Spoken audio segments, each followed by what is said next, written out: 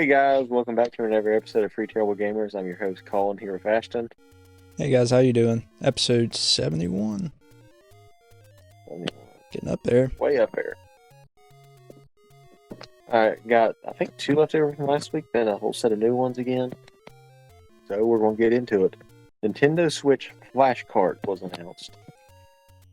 Yeah, so this was from last week, so it says unofficial MIG Switch, but it's actually official now, it's been released. But it is the MIG Switch Flash Cart announced. Claims to work on unmodified Switch consoles. Nearly 7 years into the console's lifespan, an unofficial Switch Flash Cart has been announced by a third party. This product is called the MIG Switch and describes itself as a backup and development device that is compatible with all forms of the Nintendo Switch without any additional modification. For those who are not aware, a flash cart is a device that allows consoles to read data from SD cards in the game cartridge slot, which can be used to develop homebrew games and/or backup data. Although this generally sounds harmless, flash carts are typically used as means to pirate official games released for the console of choice. ROMs for games can be downloaded and placed onto the SD card, inserted into the flash cart, and then played on an actual console. Similar carts have been created for Nintendo's past handhelds, including the 3DS and DS. What makes the MIG Switch interesting, however, is its claim that it can run on unmodified Switch hardware. Previously, players would need to go through a lengthy process to modify their Switch console in order to play ROMs, but the team behind the MIG Switch says it will not be necessary to use their product. And then there's more, but I'm going to read just in to sum it up. So like I said, it's already been released as of, I think, the 3rd of January. And pre-orders are already sold out, which I figured they would be. I was wanting to get one, but I didn't have the money when it released. So there's pre-orders are sold out, so I'll get it next round. But it comes with the MIG Switch card.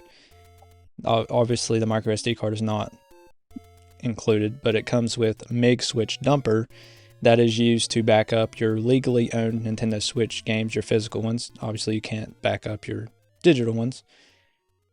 And then they'll also provide the software in order to go with that MIG Switch Dumper. So they're promoting you to do it legally. Will people do it legally? Probably not, but they're promoting it as a legal way to play your backup. So Nintendo will attack this, but it's already out there. It's out there. People will keep making new ones, and they're not having it on their own site. So they'll just keep, once they shut it down on one site, they'll just go to another. They're not going to stop this. No, and that's what the part of the article you wound up not reading was saying is Nintendo is definitely going to try to shoot it down. Now, how successful Nintendo is at shooting it down is a whole different story. Because just like how you mentioned, it's going to go from point A to point B to point C and, continuous until, I want to assume, probably midway through the Switch 2 life cycle, because that's usually about how it seemed like how long the 3DS and DS one lasted as well. Well, about halfway through the present thing. And personally, I like emulation and everything, so this to me is a good thing. To others, it's not. But what'll really screw Nintendo is if the Switch 2 is backward compatible with Nintendo Switch games, and if the Switch 2 cartridges are the same size as the current gen Switch. That'll really screw Nintendo. But I doubt it. I think the cartridges will be different.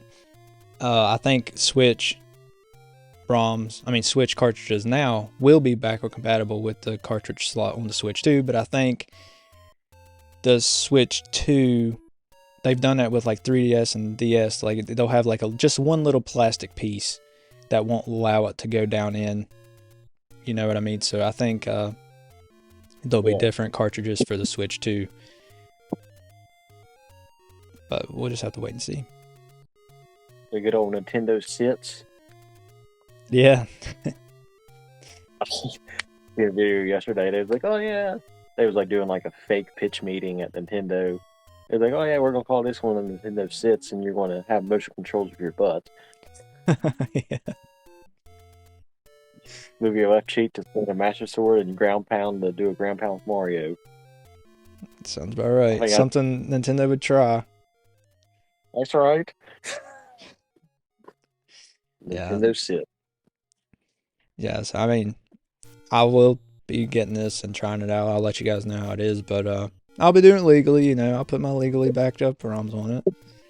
But I think it's a good thing. And if you do the same thing, we recommend you do the same thing. Yeah, Do it legally. we're not promoting you to pirate games and doing it illegally. We're promoting you to do it legally, like you're supposed to. We're just telling you what's out there. Yeah, you do. I mean, at your own responsibility for whatever. I mean, I don't care what you do, but I'm just telling you what you should do. The right thing. The right thing to do. Yeah. Now, if you already have a copy of a game and you download it online, technically you already own that game. So, for me, that's fair game. That's true. All right, on to the next one. PS Plus Essential Games for January. So I was only able to find 3. I wasn't able to find the extra and premium yet. I don't think they're released yet, but They're just doing like the first half of January this time, and then doing the essentials and stuff on the second half, yeah, I think so. or the premium. Yeah. So a Plague Tale Requiem, Evil West. Well, that one's for PS5. Evil West for PS4 and PS5, and Nobody Saves the World PS4 and PS5. I've never heard of any of these games, so try them out if you want. Yeah, I mean it's the essential titles, so it's usually the no names. essential gets like the quote unquote worst games out of the deal pack. Usually, it seems like. Yeah, they want you to pay for the more known games, I guess. About how Xbox used to, well, towards the end, whenever it still had, the live gold free games, they was crappy games towards the end, but like I said, at the beginning it was good. Oh, they had really good games in the beginning. I mean, Forza games and Gears of War. I don't even know. There are a bunch. Halos, a bunch of them. Oh, yeah, usually a bunch of Microsoft titles. Yeah. Or studios that they own. Yeah. Which, I mean, they had a few oddball good ones in there too, but I mean, because I know they went through like the Walking Dead series at one point for the Telltale games. But yeah, as far as these PS Plus Essential games go, only one that really sounds entertaining would be the Requiem game. And that's just because of the name. I guess they all, yeah, but they all seem like evil character games. I'm doing a bunch of air quotes this one. I don't know. I mean, they sound just like indie games to me. I've never heard of them. More likely. I mean, probably.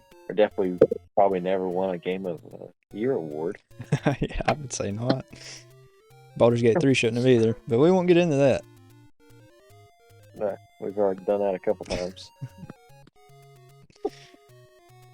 All right, on to this week's topics. Talking about the Nintendo Sit. It has a rumor price. No, it's still called the Switch 2, guys. It's not an official thing. Not yet. Yeah, the Switch 2. Keep an eye out for it. Yeah. Play with your butt cheeks. No, but I mean, I think it's pretty much guaranteed at this point that Switch 2 is going to be a hybrid handheld system like the other one, like the Switch is. But anyway, the Nintendo Switch 2 seems likely to release this year, but when and for how much? These are some of the questions on the minds of Nintendo fans as 2024 gets underway. If industry analysts are to be believed, the Switch successor should be out later this year, with a price point of $400, offering his predictions to GameIndustry.biz for 2024. Dr. Serkan Toto, a Kantan Games analyst, noted for being a Nintendo expert, said he believes that the Switch 2 will be out in 2024. He also affirmed that the persistent but unconfirmed rumors that a Switch Pro was indeed in development at one point. So, like always, guys, with the rumors, take it with a grain of salt, however you will. But $400. That sounds to be pretty accurate, I think. Pretty reasonable for, the price of everything going up. And just it being a next generation system altogether, $400 is still less than the $500 for the PlayStation 5 and the Xbox Series X. That's true, but I mean, those ones are gearing towards the end of their cycle, though, for next gen console, because there's already been rumors and sparking for at least the PS6. Yeah. So, still with a grain of salt, especially if it's just going to have the same capabilities of the Xbox Series X and PlayStation 5. So, I mean, price point, yeah, that's still going to be fair because it's still $100 less than those, but they're already 4 years now into the generation. Going in, holiday season, so, technically they just hit 3 years, but yeah, obviously we're in 4 now. So, yeah, I think it's going to be a fair price, especially if they keep it at a hybrid level, per se. So, I'd agree that would probably be a good point. They'll probably... Do you think they're going to do OLED straight out the gate this time, or do you think that's going to be another option in the future? Like, you can choose. I think it's going to be an LCD starting out again, but I think it's going to be 1080p instead of 720 in handheld. Yeah. So I think the OLED will be a mid-generation refresh like for the Switch was, but get 1080 right out of the gate for handheld, hopefully. Because even if it's an LCD screen, 1080p on an LCD screen still looks better, in my opinion, than 720 on an OLED.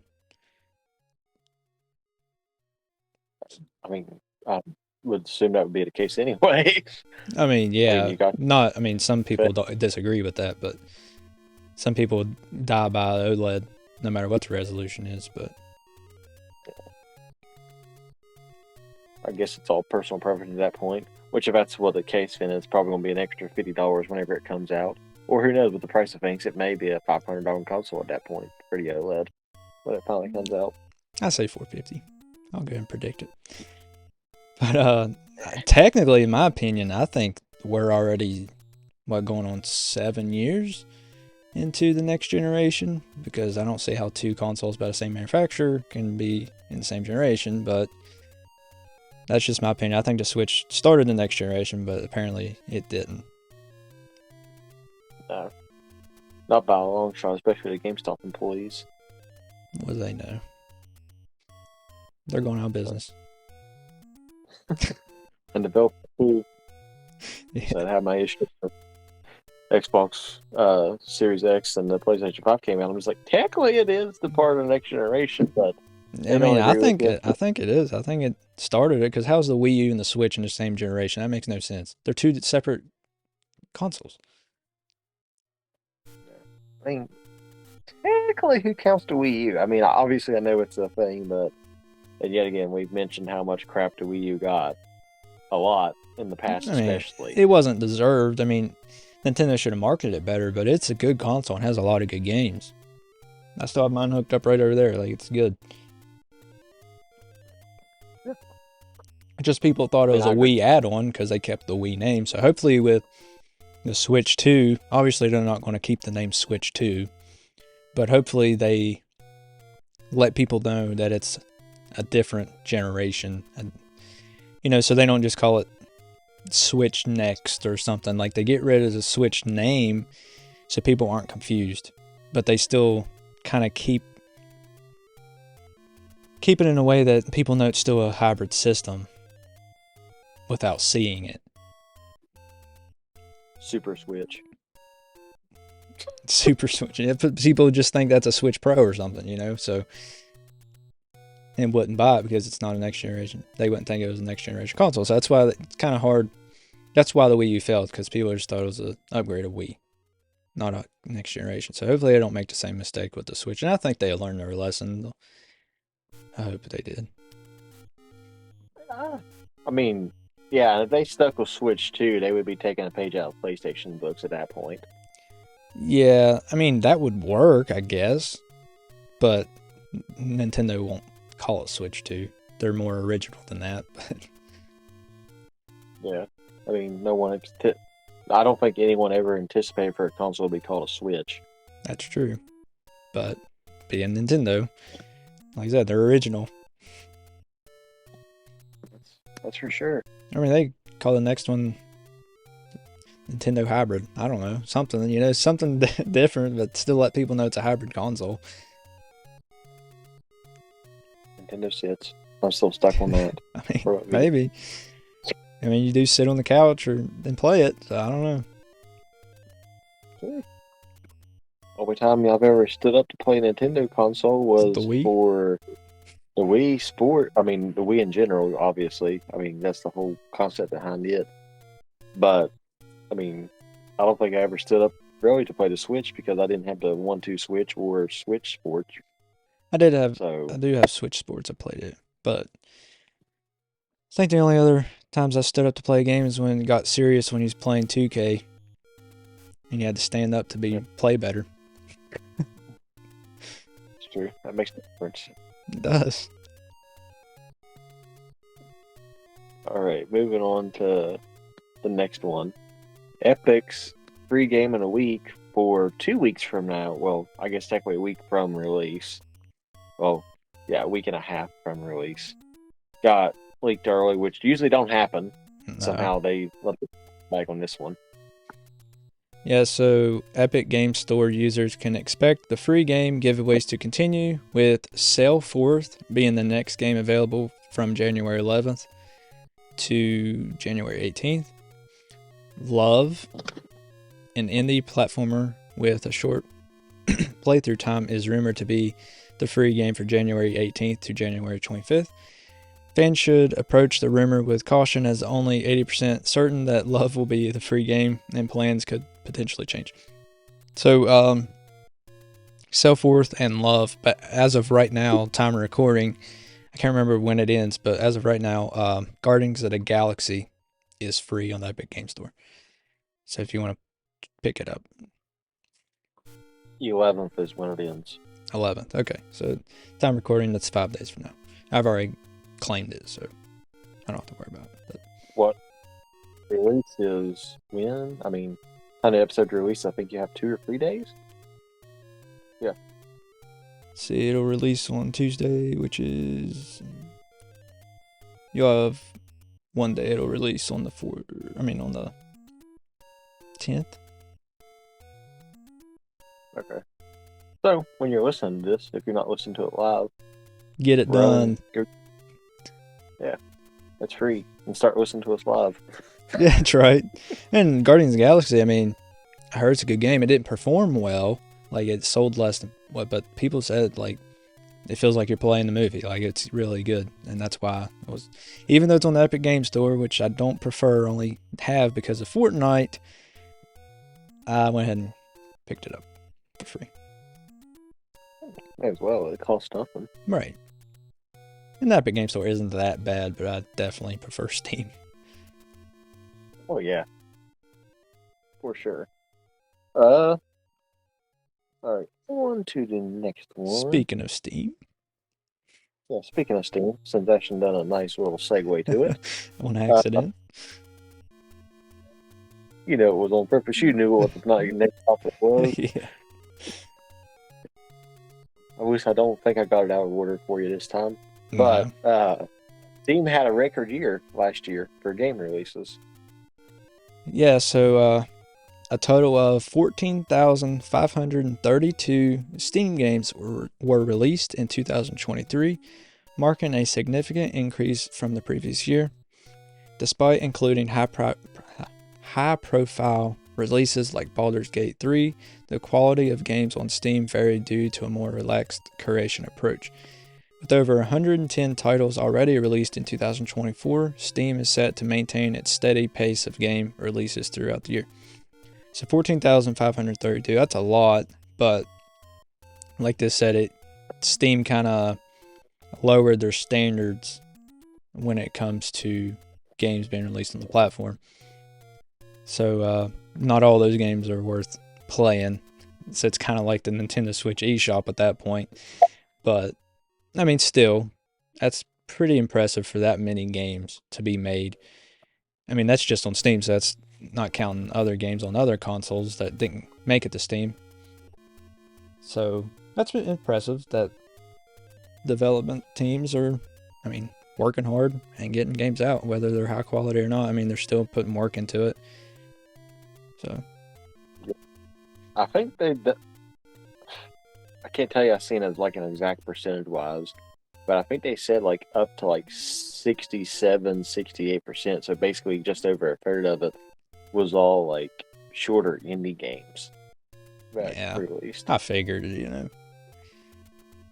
indie games, which I mean, they don't take as long to develop, and I mean, they're short, usually pretty games. They don't take long to finish, so that makes sense. That's usually people entrance to the video game world, like creating video games as well. Mm-hmm. Yeah, they get recognized doing indie games, and then they get hired bigger development teams. So I guess technically to an extent, I guess you would technically not be realized as much on the Steam store. Yeah, there's a lot of you out there, but that's the thing. There's a lot of you out there. Right. You're not going to as recognized on the Steam store unless you really do stand out. Which, to be fair, like I said, the Nintendo Switch eShop's the same thing. They allow pretty much any indie game out there, so would you really get recognized on Nintendo either? So yeah, I mean, I guess technically for Nintendo you would, because they would put you on a Nintendo Direct if they thought you was decent. Not always. I mean, sometimes some indie games they do, but sometimes they just release. The past 2 Directs have had at least 16 different ones. Yeah, combined. But look how many's on the store that weren't announced. That's true. Not all of them are announced. Just the bigger ones, more known ones. Yeah. But still, it may as well. I mean, still doing better than us. We don't make games, so good for you. That's right. Definitely more talented than us. Yeah. We just make podcasts. We might have to get into making games. Yeah. 3 Terrible Gamers game. I don't know what we'll do, but we'll do something. Yeah. Figure it out. Still be better than Baldur's Gate. Yeah, that stupid game. I hate that game. I've never played it and I hate it. I thought about getting it. It's an RPG. How does an RPG win Game of the Year? Because it's mature. Because it's stupid. Titties, that's why. That's right. As we said before. Game Pass games for January. Alright, Close to the Sun, Cloud Console and PC, out now. Figment, Cloud Console and PC, out January 9th. Super Mega Baseball 4, Cloud Console and PC, from EA Play, January 11th. We Happy Few, Cloud Console and PC, January 11th. And also Resident Evil 2 was, I guess, kind of like a last minute add-on to it, because it was by itself. It didn't say Cloud Console and PC, which I'm sure it's all 3 like these others, but that's definitely the big name out of this is Resident Evil 2. Yeah, I'm guessing it's the remake one, not the original. I'd just probably remake. It didn't say, but probably, yeah. Say it'd be kind of cheap doing the original one on. Yeah. I wish it was Resident Evil 3 remake. I really want to play that without paying for it. That's true. But yeah, Resident Evil 2 though, it's still a good game. Still a good zombie game. So if you haven't tried it out, definitely recommend it. Or if you have tried it and you want to play it again, there you go. It's on Game Pass in January. What Xbox done a weird thing like PlayStation done. They just done the first half of the month. Well, first half in a couple days. Right? Yeah. The 11th is the furthest it goes, which is, like we said, only 5 days from now. So that's not even halfway through the month.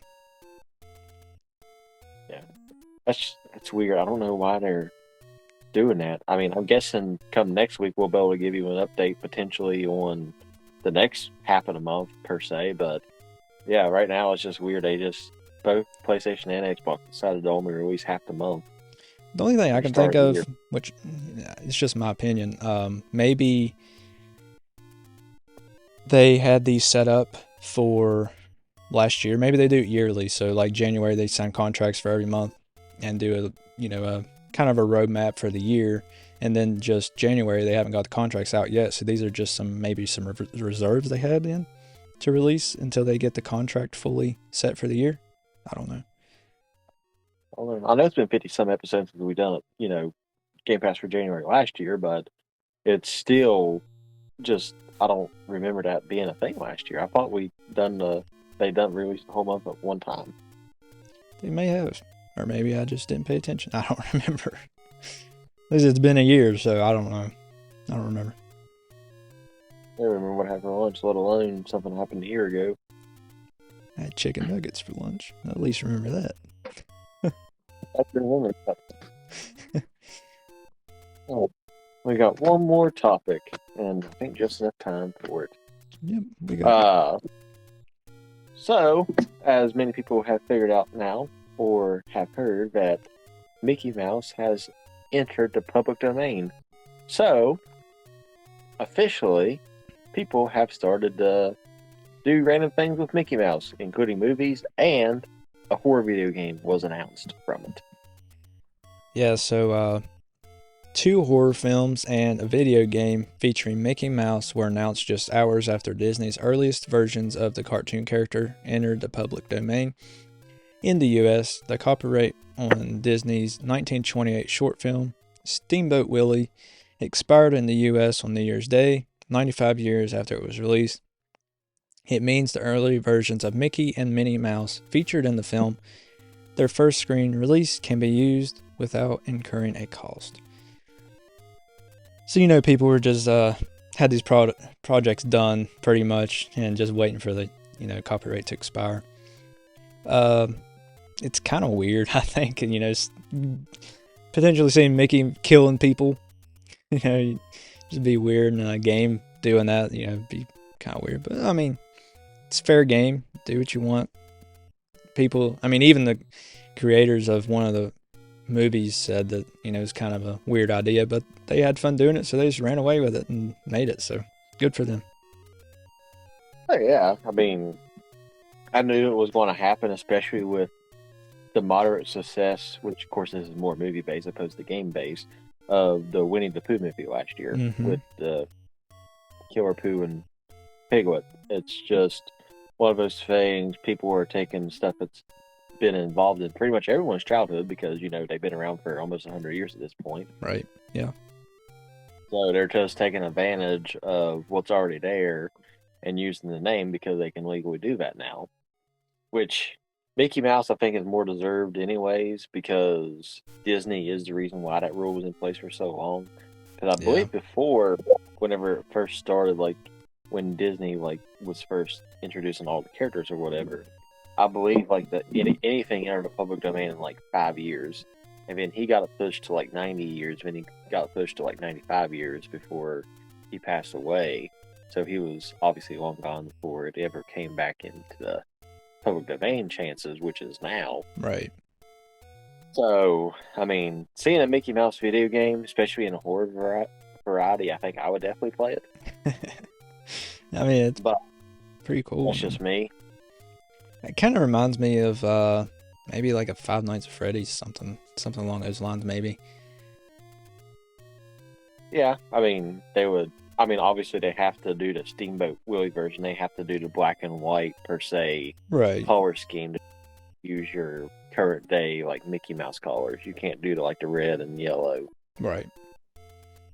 So that's kind of I think why because the monitors in Five Nights at Freddy's are black and white, so it'd be kind of reminds me of something like that. Maybe, I don't know, but oh yeah. But with again, it's an own horror game, and if that indie game is successful with just the name in itself, I could see it doing a crossover with Dead by Daylight. Maybe, yeah. And I think Dead by Daylight could do a thing, not really make it like a Disney World situation, but do a background where you got your different things and stuff, usually where you got to start up your generators and all that other fun stuff. Do a Disney map on it, and then knock it out. Obviously, they can't use the Disney Castle or whatever, but make it to where it's like an enchanted land per Technically, se. I mean, they could use the steamboat, right? I mean, if you've done it on the steamboat bait thing. They could do it. I mean, it'd be a small map, but still, I mean, it's possible. I mean, they could technically be original with their own boat, and no one Yeah. would say anything anyway. Right. They could even make it resemble the hijack boat from Black Ops 2. If they wanted to, yeah. I mean, it's pretty good size, so. That's right, especially to travel around for a video game. Yeah. So, definitely gonna a ton of possibilities here, and going to be seeing some Mickey stuff for, I mean, who knows how long. You know, I'm sure there's more in development at this point than even announced now. So. Oh yeah, and like you said, all the ones that's already getting announced and released, they had this stuff ready. They were just waiting for it to hit the domain. So Yeah. There's no exact dates on these things yet, but I'm saying it'll be within by the end of the year. You'll see this stuff. Yeah. Well, if they would have said on New Year's Day, all this is done, Disney could have been like, technically it wasn't. You know, they could have tried to investigate and get them to take it down or whatever, get them. But if they wait a little bit, then they can't necessarily say you had that done right on, New Year's Day or whatever. Well, that's still not even a illegal thing to do, because you can start prepping everything. You just say initially it was for like a home spectacle situation, like I was just going to show it to my friends and family, and then it just so happened I wrapped up at this time, so legally they wouldn't even have to do that anyways, because they already had it ready for friends and family, and then they just so happened to release it to the public right around the same time. Yeah. There's already and that's what a lot of people do in those situations. Yeah, you're allowed to make stuff for yourself or whatever, but showing it to the public, you can't. Until you're obviously legally allowed to do so. 100 years later. Yeah. Basically. It'll be a long time until Mario gets there. Yeah, got 40 years down. Well, almost 40. Almost. What, next year will be 40? 85? 80, it came out in 86. Super Mario Bros came out in 86, 80, I don't remember, 85 or 86. 2020 was 35th anniversary. Yeah, so 5 more years. Yeah. So it'll be, right now we're next year will be 40. Yep. So yeah, he has another 60 to go next year. Well, I guess technically 95 years. So we'll be old, but still doing the podcast for you guys. We'll let you know whenever we get there. 2080. We'll be like, stay tuned. We told you guys on episode 71 this would happen, and here we are. We'll be 80-some years old when that happens. We'll still be here to let you guys know. Hopefully. Hopefully we're not dead. I won't be. Oh, yeah? No. You might be, but I won't be. I'll be doing a podcast by myself. Well, I'll have changed it to two terrible gamers. with just one? Well, I mean, 2 with... We're doing 2 with 3. Well, 3 with 2, I guess. Yeah. But anyway, that's all the time we have for today, guys. That's all the topics, too. So come back next week for a whole new, fresh slate of topics. We've been doing that Maybe lately. the rest of the Sphinx.